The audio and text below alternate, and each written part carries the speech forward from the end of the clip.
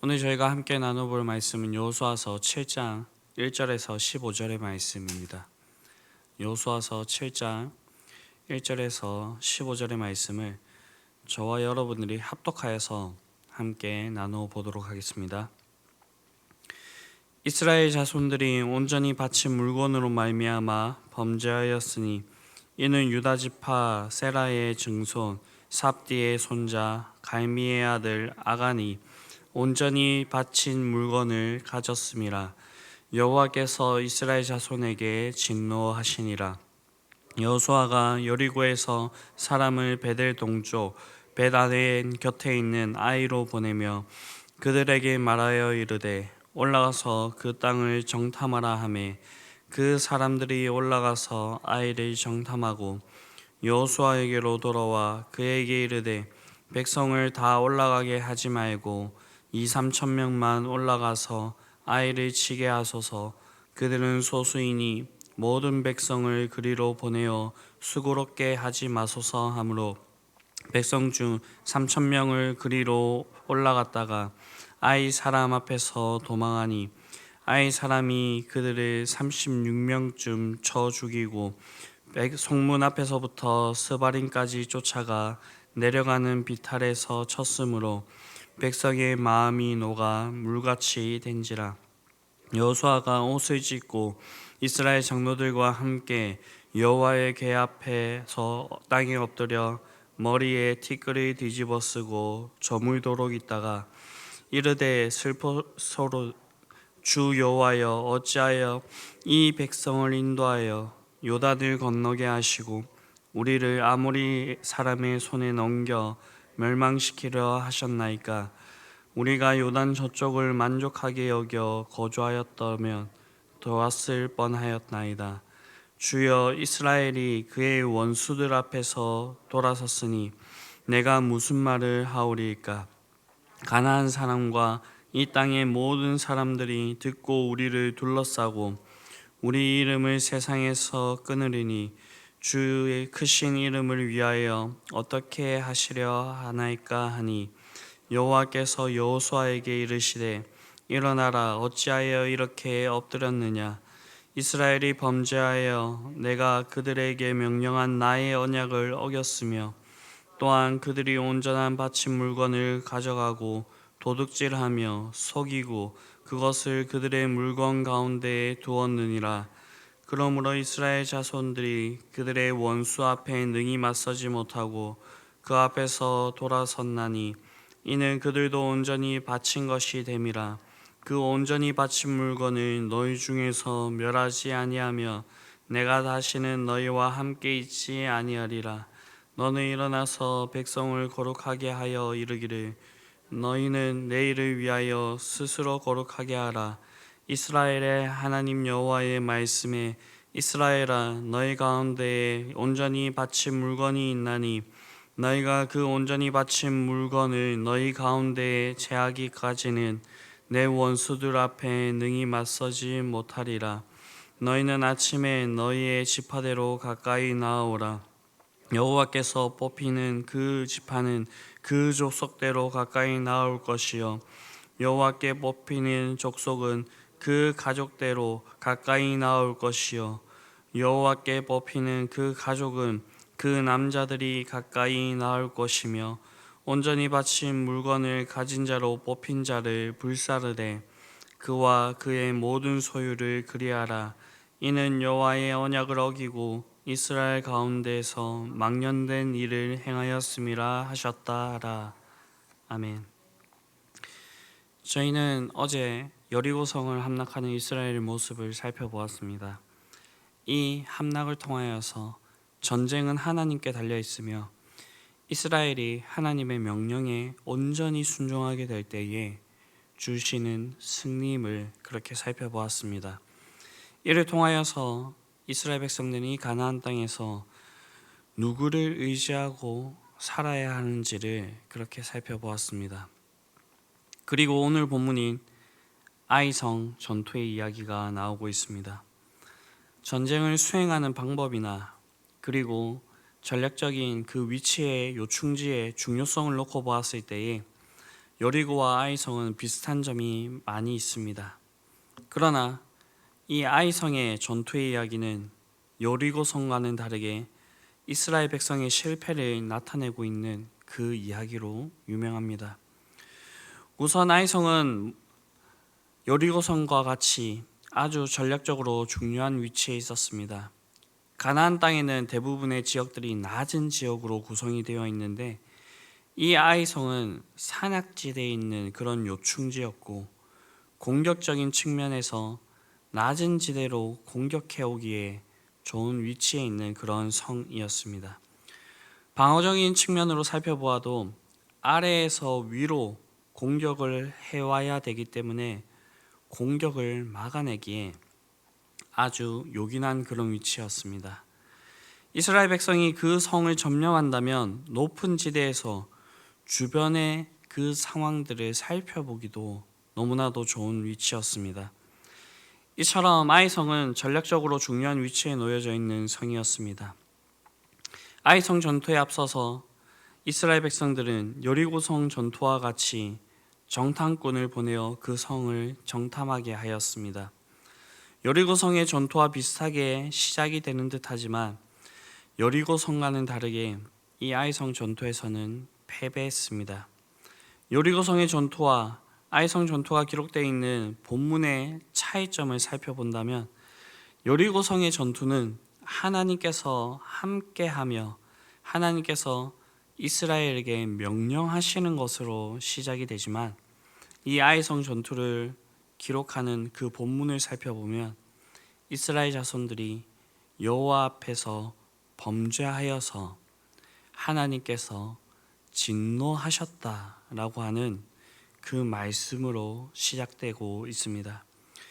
여리고성 전투에서 여리고 평지에서 이스라엘 백성들은 할례와 유월절을 지키는 것을 통하여서 온전한 하나님의 백성으로서의 회복과 예배의 회복을 기록하고 있는 반면에 아이성 전투의 이야기는 한 사람의 범죄로 인하여서 이스라엘 백성 전체가 범죄한 이야기로 시작되고 있습니다. 그리고 정탐꾼이 돌아와서 보고를 하는 장면에서도 이스라엘 백성들이 얼마나 교만해졌는지를 볼 수가 있습니다. 고고학적으로 보았을 때에 군대의 진군을 할 때에 이스라엘 백성의 선두가 여리고성을 한 바퀴 도는데 아무리 넉넉하게 잡아도 40분이면 그렇게 충분했다라고 말을 합니다. 그리고 다 무너진 성벽을 넘어서 겁에 질려있는 여리고성 사람들이 치는 것은 아주 쉬운 일이었다라고 그렇게 이야기를 합니다. 즉 여리고성을 점령하는데 이스라엘 백성들은 큰 힘과 수고를 하지 않았습니다. 그런데 오늘 본문 3절을 보게 되면 이스라엘은 정탐꾼들의 보고를 듣고는 백성을 다 올라가게 하지 말고 2-3천 명만 올라가게 하소서, 아이를 치게 하소서, 그들은 소수이니 모든 백성을 그리로 보내어 수고롭게 하지 마소서라고 하고 있습니다. 이런 정탐꾼들의 보고를 통하여서 그들의 마음이 얼마나 교만해졌는지를 그렇게 볼 수가 있습니다. 이처럼 앞선 여리고성 전투와 아이성 전투의 중요한 차이점이 무엇이냐면 하나님 앞에서 이들이 거룩함을 유지하였나 유지하지 못하였나, 즉 이스라엘 백성이 하나님의 말씀에 순종하였나 불순종하였나 차이였다라는 것입니다. 여리고성의 전투는 백성들이 성결하게 되고 거룩하게 구분이 되고 하나님의 말씀에 온전히 순종을 하여서 승리를 하였다라고 한다면 아이성 전투에서는 이스라엘 백성이 모든 것을 하나님께 바치라는 그 명령을 온전히 지키지 못하였고 하나님 앞에서 거룩하지 못하였음을 볼 수가 있습니다. 그리고 그 불순종이 가지고 온 것이 바로 이 조그만한 성, 모든 백성이 올라가지 않아도 될 만한 그러한 성읍에서 지게 되었다라는 것입니다. 그 결과 여리고성 전투에서는 아무런 사망자가 없었지만 여리고성과 비교해 보았을 때에 더 작고 힘없어 보이는 이 성을 점령하는 데 있어서 36명이 죽었다라고 그렇게 말씀하고 있습니다. 이런 상황 가운데서 사기적인 측면에서도 아주 최악인 그런 모습이 되었는데 5절을 보게 되면 백성이 마음이 녹아 물같이 된지라라고 그렇게 말씀하고 있습니다. 이러한 표현을 우리는 앞선 본문에서 살펴본 적이 있습니다. 언제냐면 가나안 땅의 사람들이, 이스라엘 백성들이 하나님께서 그들을 이끄시며 행하신 여러 기적과 이적들을 그들이 들었을 때에 가나안 사람들의 마음이 녹았다라고 그렇게 표현이 되어 있었죠. 이제 이 표현이 이스라엘 백성의 상태를 설명하는 데 사용이 되고 있다라는 것입니다. 승승장구하던 이스라엘 백성들에게 하나님께서는 큰 좌절을 맛보게 하셨는데, 이것은 앞선 이스라엘 백성이, 아니 여호수아가 여호와의 군대 장관을 만나는 그 장면에서 하나님께서 이미 이 이스라엘 백성들에게 말씀하신 바였습니다. 그 본문에서 군대 장관이 여호수아에게 이렇게 이야기를 했습니다. 너희들이 하나님의 말씀에 순종하면 하나님께서는 그 백성과 함께 싸울 것이지만 그렇지 않을 때에는 하나님께서 이스라엘 백성을 치실 것이라. 이 말씀이 결국에는 이 이스라엘 백성에게 이루어지게 된 것입니다. 아이성 전투에서는 이스라엘 백성들은 하나님 앞에서 거룩함을 유지하지 못하였고 결국에는 하나님의 칼날이 이 이스라엘 백성들을 향하게 되었다라는 것입니다. 한 사람의 범죄가 이스라엘의 전체의 범죄가 되어서 이러한 일들이 일어나게 되었다라는 것입니다. 이것을 우리가 들었던 주의 말씀과 이렇게 연관지어 보게 된다고 한다면, 우리가 한 가지의 시험을 그렇게 넘어섰다라고 해서 우리에게 다음으로 다가오는 그 시험마저도 우리가 잘 넘을 것으로 그렇게 생각을 해서는 안 된다라는 것입니다. 우리는 우리의 인생에 있는 매번의 시험 가운데에 우리가 주님 앞에 온전히 서는 자가 되어야 되고요. 우리가 주님 앞에서 정말로 참된 그리스도인으로 서 있는가, 주님을 그렇게 닮아가는 자들이 되어 있는가를 우리가 살펴보아야 된다라는 것입니다. 우리는 결코 교만해서도 안 되고요. 그 말씀, 주어지는 그 말씀 가운데 남을 그렇게 판단하거나 정죄해서는 안 되고요. 그 말씀을 우리가 스스로 온전히 받는 자가 되어서 그 말씀을 통하여서 우리가 자신을 살펴보고 하나님 앞에서, 그 시험 앞에서 우리가 자신을 돌아보며 그 시험을 넘어서서 그 믿음을 확증할 수 있는 자들이 되어야 된다라는 것입니다. 이러한 일들이 있을 때에 하나님께서는 이 아이성의 실패와 같은 그런 실패를 맛보시게 하신 것이 아니라 그 앞선 본문에 그들과 함께 하시며 그 전쟁 가운데의 모든 것을 주관하셨던 그 여리고성의 전투와 같이 우리에게 임하게 될 것입니다. 오늘 본문에서는 하나님의 말씀에 불순종하고 교만하여졌을 때에 어떠한 일이 일어나는지를 잘 보여주고 있습니다. 우리는 이스라엘 백성의 실패를 살펴보면서 오늘 하루 하나님 앞에서 우리는 이러한 모습을 보이고 있지 않은지를 되돌아보며, 우리가 그런 모습이 있다고 한다면 철저하게 하나님 앞에 나아가서 자신의 삶들을 내려놓고 그 방향을 주님께로 돌리게 되는 그러한 일들이 있어야 될 것입니다.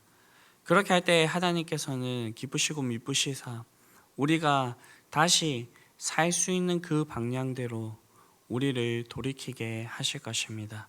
여호수아가 전쟁을 지고 나서 죄를 뒤집어쓰고 하나님 앞에 그렇게 나아갔을 때 하나님께서는 무엇이 문제이고 어떻게 해야지 다시 이 백성이 거룩한 백성이 되며 하나님께서 이 백성과 함께 하실 것인지에 대해서 그렇게 알려주고 있는 것을 그렇게 살펴볼 수가 있습니다. 우리가 완벽할 수는 없습니다. 우리가 완벽하지 못할 때에 우리에게 어려움이 있을 수 있으나 그 어려움 가운데 그저 그 자리에 좌절하고 그 자리에서 다시 걸음을 내딛지 못하게 되는 것이 아니라 하나님께 나아가 하나님께 그 문제를 해결받고 그렇게 하나님과 함께 나아갈 수 있는 저와 여러분들이 될 수 있게 되기를 간절히 바랍니다. 기도하시겠습니다. 사랑과 은혜가 풍성하신 아버지 하나님, 한 사람의 범죄로 인하여서 온 민족이 고통을 당하며 하나님께서 하신 일이지만 자신의 마음에 어느새 교만이 자리 잡고 있는 그런 상황들을 살펴보았습니다. 저희는 연약하여서 조금이라도 방심하면 이 이스라엘 백성들과 같이 하나님 앞에서 범죄하기 쉬운지 모르겠습니다. 주님, 저희를 불쌍히 여겨주시옵시고 우리가 하나님 앞에서 이런 이스라엘 백성과 같이 되지 않도록 더욱 주님의 말씀을 붙들고 우리 자신을 살피며 주님께서 주어주신 그 시험 가운데서 우리의 믿음을 확증하며 나아갈 수 있게 되기를 원합니다. 우리의 힘으로 되지 않기에 우리에게 주어주신 성령 하나님을 붙듭니다. 우리가 이 새벽에도 우리 자신을 놓고 기도하면서 나아갑니다. 이 모든 기도의 간구를 들으시고 우리를 붙드시고 오늘의 삶 가운데서 우리가 참된 그리스도인으로 살아갈 수 있도록 우리를 도와주시옵소서. 이 모든 말씀 우리를 구원하시고 지금도 우리를 위하여서 중보하고 계시는 우리 주 예수 그리스도의 이름으로 기도드립니다.